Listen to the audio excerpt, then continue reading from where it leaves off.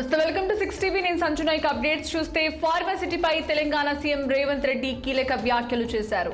అంతర్జాతీయ ఎయిర్పోర్ట్ పక్కన ఫార్మాసిటీలు కరెక్ట్ కాదన్నారు. తమ ప్రభుత్వం ఫార్మా విలేజ్లు ఏర్పాటు చేస్తుందని పునరుద్ఘాటించారు. తెలంగాణ అభివృద్ధికి మెగా మాస్టర్ ప్లాన్ సిద్ధం చేశామన్న ఆయన త్వరలోనే 2050 మెగా మాస్టర్ ప్లాన్ తీసుకురాబోతున్నట్లు సీఎం వెల్లడించారు. అలాగే ఔటర్ రింగ్ రోడ్ కు సమీపంలోని 25,000 ఎకరాల్లో హెల్త్, స్పోర్ట్స్, కాలుష్య రహిత పరిశ్రమలతో ఒక సిటీని ఏర్పాటు చేయబోతున్నామన్నారు. ఇక తమ ప్రభుత్వానికి స్పష్టమైన విధానం ఉందని, గతంలో సృష్టించిన సమస్యలను పరిష్కరిస్తూ భవిష్యత్ ప్రణాళికలు రూపొందిస్తూ ముందుకెళ్తామన్నారు. ప్రపంచంతో హైదరాబాద్ నగరం పోటీ పడుతోందంటూ నానక్ రామ్గూడలో Telangana state fire services headquarters building ప్రారంభోత్సవ కార్యక్రమంలో ఈ వ్యాఖ్యలు చేశారు ముఖ్యమంత్రి రేవంత్ రెడ్డి.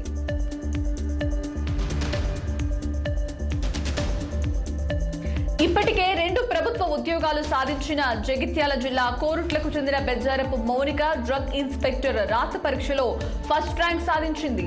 టీఎస్పీఎస్సీ నిర్వహించిన డ్రగ్ ఇన్స్పెక్టర్ రాత పరీక్షలో మౌనిక ప్రథమ ర్యాంకు సాధించింది. 450 మార్కులకు గాను 348 మార్కులు సాధించి తెలంగాణ రాష్ట్రంలో ప్రథమ స్థానాన్ని సాధించారు. హైదరాబాద్ లో బి ఫార్మసీ, అస్సాంలో ఎం ఫార్మసీ పూర్తి చేశారు. ఆమె పంచాయతీ కార్యదర్శిగా 6 నెలలు పనిచేసి కేంద్రం నిర్వహించిన ఫార్మసిస్ట్ ఉద్యోగ పరీక్షలో ప్రథమ స్థానం సాధించారు. హైదరాబాద్ లోని ఈఎస్ఐలో ఉద్యోగం చేస్తున్న మౌనిక ప్రస్తుతం డ్రగ్ ఇన్స్పెక్టర్ ఉద్యోగానికి ఎంపికైంది. దీంతో ఆమెకు పలువురు అభినందనలు తెలిపారు.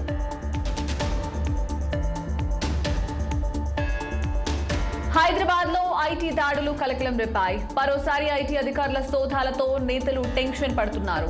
నగరంలోని పలు ప్రాంతాల్లో అధికారులు సోదాలు నిర్వహించారు. మహేశ్వరం నియోజకవర్గం బీజేపీ ఎమ్మెల్యే అభ్యర్థి అందెల శ్రీరాములు బిజినెస్ పార్ట్నర్ ప్రతివారెడ్డి ఇంట్లో తనిఖీలు నిర్వహిస్తున్నారు. ఎల్బీనగర్ లోని నివాసంలో శనివారం రాత్రి నుంచి ఐటీ అధికారులు సోదాలు చేస్తున్నారు.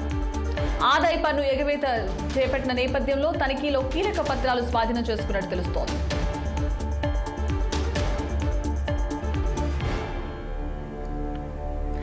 విశాఖపట్నంలోని గాజువాక్ లో మంత్రి అమర్నాథ్ ఇంటిని కాంగ్రెస్ శ్రేణులు ముట్టడించారు.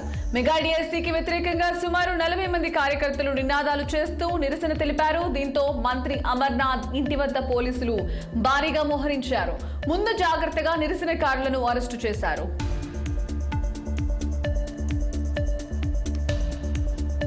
బండ్ల గణేష్ తో తమకు ప్రాణహాని ఉందని నౌహిరా షేక్ ఆందోళన వ్యక్తం చేసింది. తమకు ఏమైనా అయితే బాధ్యత గణేష్ దేనన్నారు. కాంగ్రెస్ పార్టీ నేతల పేర్లు చెప్పి తమని భయభ్రాంతులకు గురి చేస్తున్నారని మండిపడ్డారు.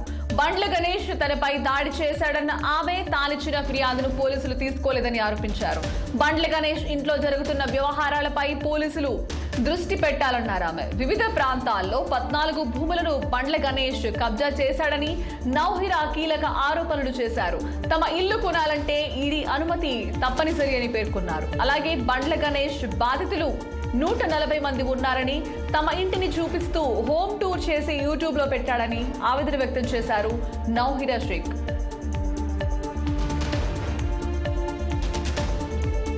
మేడిగడ్డ తరహాలోనే అన్నారం బ్యారేజీ కూడా ప్రమాదకరంగా మారుతోంది. కాళేశ్వరం ప్రాజెక్ట్ లో భాగంగా నిర్మించిన అన్నారం బ్యారేజీలో గతంలో మాదిరిగా సమస్య తలెత్తింది. బ్యారేజీ వద్ద ఉన్న అధికారులు మరోసారి లీకేజీని గుర్తించారు. కింద నుంచి నీరు లీక్ అవుతున్నట్లు దృశ్యాలు కనిపిస్తున్నాయి. దీంతో బ్యారేజీ వద్ద ఉన్న నీటిని వెలుపలకు విడుదల చేస్తున్నారు.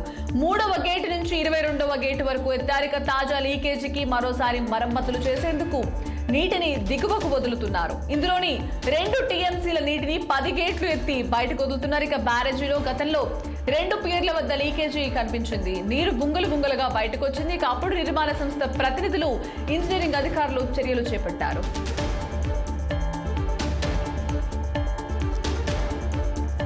కామారెడ్డి జిల్లా వాన్సువాడ ఎర్రమలు కుచ్చలో కుల్దీప్ సింగ్ అనే బాలుడి కిడ్నాప్ కలకలం రేపింది. ఆటోలో వచ్చిన మహిళ బాలుడి చేతులు పట్టుకుని లాక్కెళ్లే ప్రయత్నం చేయగా బాలుడు తప్పించుకున్నాడు.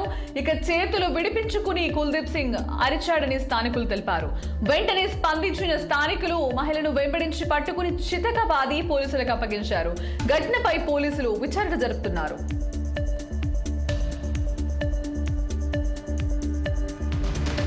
ఒడిశా సీఎం నవీన్ పట్నాయక్ దేశంలో అత్యంత పాపులారిటీ ఉన్న ముఖ్యమంత్రుల జాబితాలో చేరారు.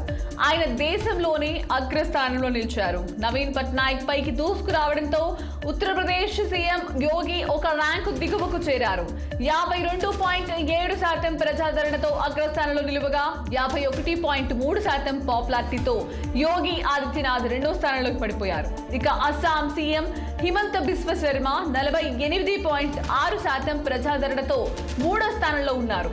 42.6%తో గుజరాత్ ముఖ్యమంత్రి భూపేంద్ర పటేల్ నాలుగో స్థానంలో నిలువగా త్రిపుర సీఎం మానిక్ సాహా 41.4% ప్రజాదరణతో ఐదో స్థానం దక్కించుకున్నారు.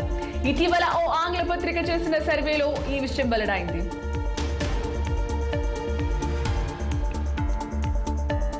అమెరికా మాజీ అధ్యక్షుడు ట్రంప్ కు న్యూయార్క్ కోర్టు 3,000 కోట్ల జరిమానా విధించింది. రిపబ్లికన్ పార్టీ నేత డొనాల్డ్ ట్రంప్ తప్పు ఆర్థిక పత్రాలతో బ్యాంకులను, బీమా సంస్థలను మోసం చేశారని న్యూయార్క్ కోర్టు $364 మిలియన్ ఫైన్ విధించింది. తన ఆదాయం, ఆస్తుల విలువను వాస్తవ విలువ కంటే కాగితాలపై అధికంగా చూపించి బ్యాంకులు, బీమా సంస్థల నుంచి చౌకగా రుణాలు తీసుకుని ఆర్థికంగా లాభపడినట్లు ఆరోపణలు వచ్చాయి.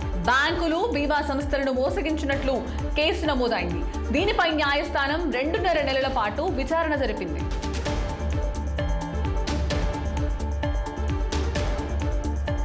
రష్యా ప్రతిపక్ష ఉద్యమకారుడు అలెక్సీ నావల్నీ మృతదేహం అప్పగింతపై రచ్చరచ్చవుతోంది. డెడ్ బాడీని తీసుకోవడానికి ఆయన తల్లి లిడ్మిలా చేసిన ప్రయత్నాలు విఫలమయ్యాయి. ఆయన మరణ వార్తను అధికారికంగా తెలిసిన వెంటనే ఆర్కిటిక్ పీనల్ కాలనీలో ఉన్న జైలుకు ఆమె వెళ్లారు. కానీ అప్పటికే మృతదేహం సమీపంలోని సలేఖార్ నగరానికి తరలించినట్లు చెప్పారు. అక్కడ కూడా ఆమెకు నిరాశ ఎదురైంది. ప్రాథమిక శవ పరీక్షలో ఎలాంటి ఫలితం తేలలేదని, రెండోసారి చేయాల్సి ఉంటుందని అక్కడి అధికారులు చెప్పినట్లు నావల్నీ అధికార ప్రతినిధి కియా యార్మిష్ వెల్లడించారు. నావల్నీ మృతదేహాన్ని కావాలనే దాచిపెడుతున్నారని ఆయన మద్దతుదారులు ఆరోపిస్తున్నారు. మరణానికి దారితీసిన అవశేషాలను శరీరం నుంచి తుడిచి పెట్టాలనే అలా చేస్తున్నారని ఆరోపించారు. వెంటనే మృతదేహాన్ని కుటుంబ సభ్యులకు అప్పగించాలని డిమాండ్ చేశారు. ఇక నావల్నీకి నివాళులర్పించిన దాదాపు 100 మంది రష్యా పోలీసులు అరెస్ట్ చేశారు. మరోవైపు ఆయన మృతిపై ఇప్పటికే అమెరికా, యూకే, కెనడా సహా పలు దేశాలు తీవ్రంగా స్పందించాయి. దీని వెనుక అధ్యక్షుడు పుతిన్ హస్తం ఉందని ఆరోపించాయి. భారత బ్యాడ్మింటన్ మహిళల జట్టు చరిత్ర సృష్టించింది. ఆసియా మహిళల బ్యాడ్మింటన్ ఛాంపియన్షిప్ 2024ను కైవసం చేసుకుంది. ఫైనల్ మ్యాచ్ లో థాయిలాండ్ జట్టుపై విజయం సాధించి ఆసియా మహిళల బ్యాడ్మింటన్ ఛాంపియన్షిప్ ను దక్కించుకుంది.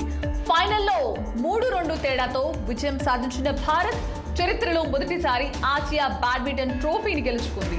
తొలి సింగిల్స్ లో పివి సింధుతో సుప్తనిదా ఖతేథంగ్ గెలుపొందడంతో భారత్ ఆధిక్యంలో గెలిచింది.